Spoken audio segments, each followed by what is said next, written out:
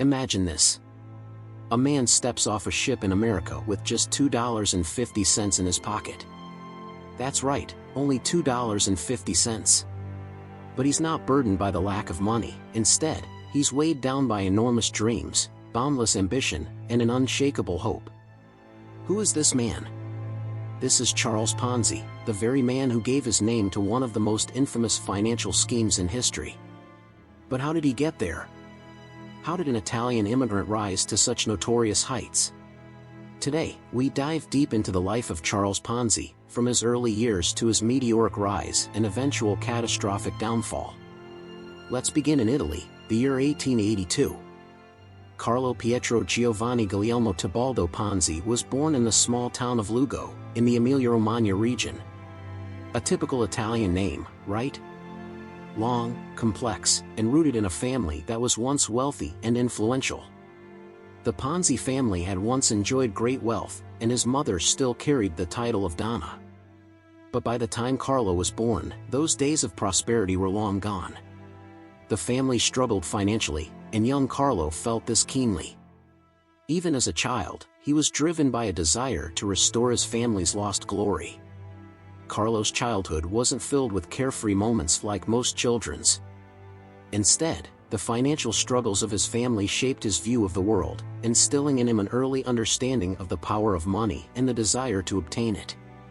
He started working at the post office at a young age, which was his first serious encounter with the concept of wealth. But this was just the beginning for Carlo. His ambitions were much bigger. Carlo eventually enrolled at the University of Rome La Sapienza. However, university life was less about studying for him and more about following the lavish lifestyle of his wealthy friends. He spent more time in bars, cafes, and opera houses than in classrooms. He wanted to live like his rich peers, but unlike them, he didn't have the financial means to sustain that lifestyle. By the end of 4 years, Carlo was left with neither a degree nor a penny to his name. It was clear that there was nothing left for him in Italy. As opportunities in Italy dried up, Carlo's family encouraged him to move to America. At the time, many young Italians were emigrating to the United States, making fortunes, and returning home as wealthy men. Carlo's family hoped he could do the same and restore their lost glory. This was the opportunity Carlo had been waiting for. So, he decided to take the plunge and head to America.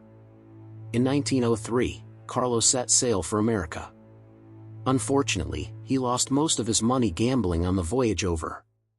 By the time he arrived in Boston, he had only $2.50 left in his pocket. Just imagine that, landing in a new country with only a few coins to your name.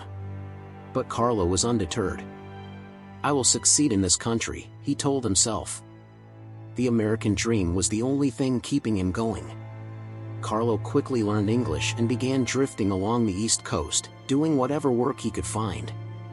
His first job was as a dishwasher in a restaurant. He later became a waiter but was soon fired for shortchanging customers. But Carlo was not one to give up easily. In 1907, when things didn't go as planned in America, he moved to Montreal, Canada. There, he got a job at Banco Zerossi, a bank that catered to Italian immigrants. Zerossi had grown the bank quickly by offering high interest rates. Carlo, who could speak English, Italian, and French, quickly became a key figure in the bank. But it was here that he learned his most important lesson: robbing Peter to pay Paul. The bank was paying interest to earlier investors with the money from newer ones.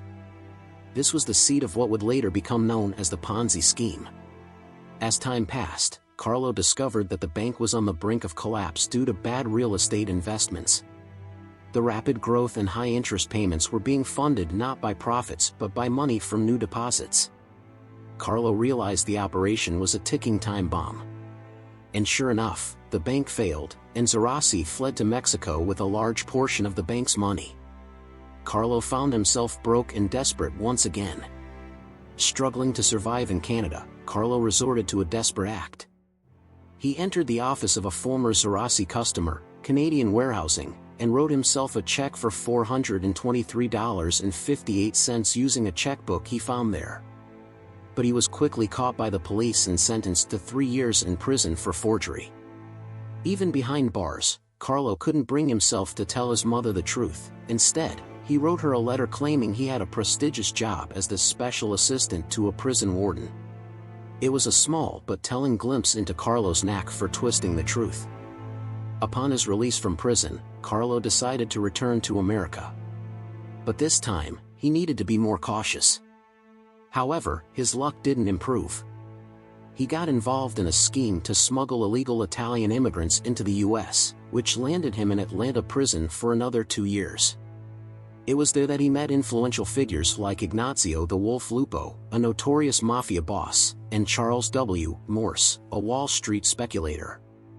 Morse, who faked illness to get out of prison, became a role model for Carlo.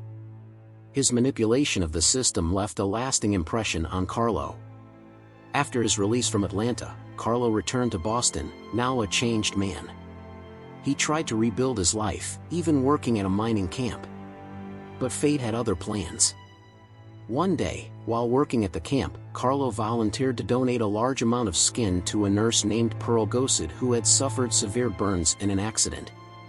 This selfless act resulted in severe health complications for Carlo and cost him his job. But he never gave up. Carlo was still driven by his big dreams. In Boston, Carlo met Rose Maria Necco, a young woman from an Italian-American family who worked as a stenographer. He fell in love and proposed to her. Despite his criminal past, which his mother revealed to Rose in a letter, she decided to marry him. Carlo seemed to be turning over a new leaf, but his entrepreneurial ventures still failed. He tried his hand at various businesses, including a failed advertising venture in his father-in-law's grocery store, but nothing worked out. Then, one day, Carlo received a letter from Spain containing an international reply coupon, IRC. This small piece of paper sparked an idea in Carlo's mind. He realized that due to post-World War I inflation, he could buy IRCs cheaply in Europe and exchange them for higher-value US stamps. Theoretically, this was a form of arbitrage that could yield significant profits.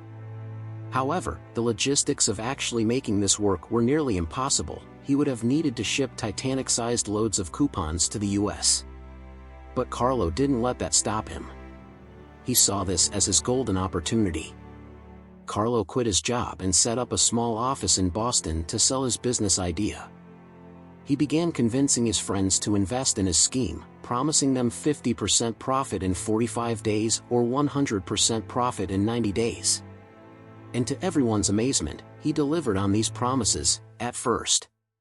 Early investors received their returns, but these payments were made using funds from newer investors. Carlo's Ponzi scheme was now in full swing. While he hadn't invented the concept, he had perfected it on an unprecedented scale. As word spread, people flocked to Carlo's office, eager to hand over their money. His company, the Securities Exchange Company, expanded rapidly. By 1920, Carlo was raking in millions of dollars. But despite his newfound wealth, he was living in a fantasy world. He bought a mansion in Lexington, Massachusetts, drove luxury cars, and even purchased a macaroni company and part of a wine business. Yet, the entire operation was a house of cards, propped up by the constant influx of new money. Carlo's ultimate goal was to take over the Hanover Trust Bank, which he eventually did by depositing large sums of money and buying controlling shares. With control of the bank, Carlo believed he could keep the scheme going indefinitely. But his luck was running out. In July 1920, the Boston Post began investigating Carlo's operations. Journalists questioned how he could possibly deliver such high returns legally. To silence his critics, Carlo sued for libel and won large settlements. But the scrutiny only increased. The Post continued digging, and soon the truth began to surface. As the investigation deepened, Carlo's scheme started to unravel. On July 24, 1920, the Boston Post published a glowing article about Carlo that temporarily restored investor confidence. But the damage was done. The very next day, the Post published a more critical piece, questioning the viability of Carlo's scheme. This set off a panic, and investors began demanding their money back. Carlo managed to pay out $2 million in 3 days, but the run on his company couldn't be stopped. the Ponzi scheme was collapsing. By August 1920, federal authorities had stepped in. Carlo was arrested and charged with 86 counts of mail fraud. He was sentenced to 5 years in federal prison. But even after serving his time, Carlo couldn't resist the lure of easy money. He moved to Florida and started yet another scam, this time selling worthless land to unsuspecting buyers. Once again, he was caught and convicted. After serving more time in prison, Carlo was deported to Italy in 1934. But his troubles didn't end there. He struggled to find his footing in Italy, moving from one failed scheme to another.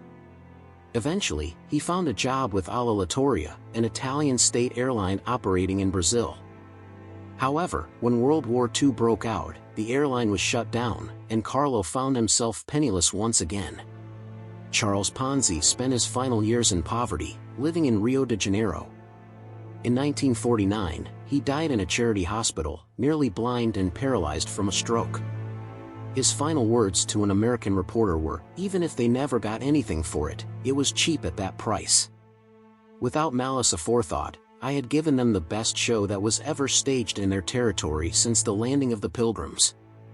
It was easily worth $15 million to watch me put the thing over. Ponzi's life is a cautionary tale of how greed, ambition, and a talent for manipulation can lead to both extraordinary success and catastrophic downfall. His name lives on as a synonym for financial fraud, a reminder that the allure of quick riches often comes at a devastating cost. So, would you have fallen for a scheme like Ponzi's? Or would you have recognized that when something seems too good to be true, it probably is? The next time you're faced with an investment that promises incredible returns, remember Charles Ponzi. And if you enjoyed this video, don't forget to like, subscribe, and hit that notification bell for more incredible stories. Until next time.